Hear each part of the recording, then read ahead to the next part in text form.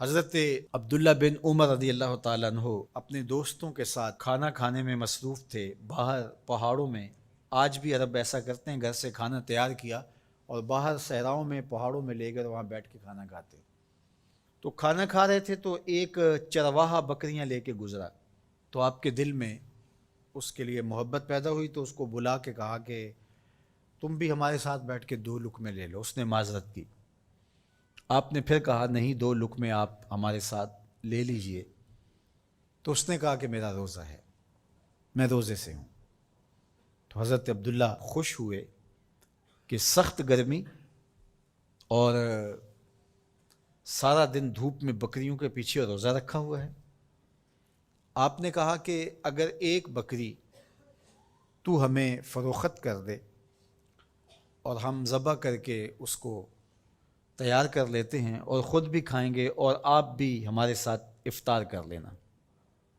اس نے کہا میں ان بکریوں کا مالک نہیں ہوں، میں چرواہا ہوں، یہ میرے آقا کی بکریاں ہیں اور میں بیچنے کا مجاز نہیں ہوں۔ بہت متاثر ہوئے عبداللہ ابن عمر رضی اللہ تعالیٰ عنہ۔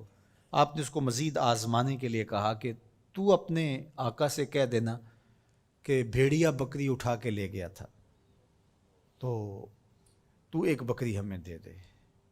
تو اس نے ایسے آسمان کی طرف دیکھا اور کہا اللہ کہاں ہے؟ بس اس کا یہ انداز حضرت عبداللہ بن عمر کو اتنا بھا گیا، اتنا اچھا لگا کہ آپ جب یہ واقعہ سنایا کرتے تھے تو آنکھوں سے آنسو جاری ہو جاتے، اور فرماتے اس نے یوں انگلی کھڑی کی تھی اور آسمان کی طرف دیکھا تھا اور بار بار کہتا تھا اللہ کہاں ہے؟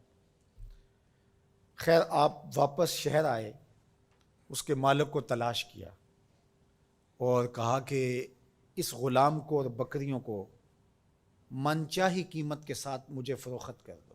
اس نے بکریاں اور غلام دونوں بیچ دیے۔ آپ نے غلام کو بلایا اور کہا کہ تو آج کے بعد آزاد ہے اور یہ بکریاں بھی تیری ملک ہوئیں۔ تیرے ایک جملے نے کہ اللہ کہاں ہے تیرے لیے آزادی کا مجدہ بنا دیا اس کو، اور میں تجھے ساتھ دعا بھی دیتا ہوں اللہ تجھے جہنم کی آگ سے بھی آزاد فرمائے۔ تو یہ یقین کہ میرا اللہ مجھے دیکھ رہا ہے، یہ اگر آپ کے ساتھ جڑ جاتا ہے تو پھر کسی کیمرے کسی سیکورٹی کی ضرورت نہیں ہے۔ یہ عقیدہ اتنا بڑا حصار ہے، عبادات میں بھی سرور دیتا ہے، اور یہ عقیدہ انسان کو گناہوں سے بھی محفوظ کرتا ہے اور بچاتا ہے۔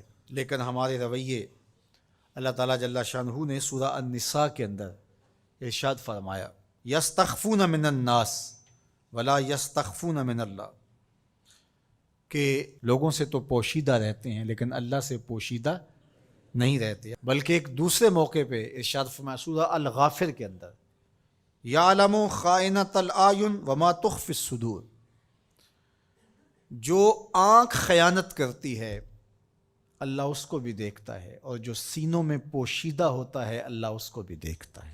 جو چیزیں سوچ میں پیدا ہوتی ہیں، جو بطور وسوسہ آتی ہیں، تمہارا رب اسے بھی دیکھ رہا ہوتا ہے۔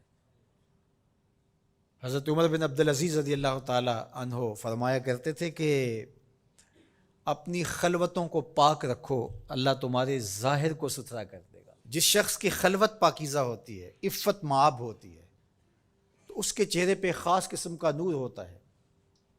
جو راتوں کی تنہائیوں میں اٹھ کے عبادت کرتا ہے اور اللہ کے حضور وہ الہاء زاری کرتا ہے، تو دن چڑھے اس کے چہرے کے اوپر اللہ تعالیٰ ایک خاص نور پیدا کرتا ہے جس سے لوگوں کو سرور ملتا ہے اور لوگوں کے دل میں اس کے لیے محبت پیدا ہوتی ہے۔ اور جو تنہائیوں میں جرم کرتا ہے، گناہ کرتا ہے، اور لوگوں کی نظر میں کوئی ایسی چیز ہوتی بھی نہیں ہے، تو لوگوں کے دل میں اس کے لیے نفرت پیدا کر دی جاتی ہے، لوگ اس سے دور ہٹنا شروع ہو جاتے ہیں۔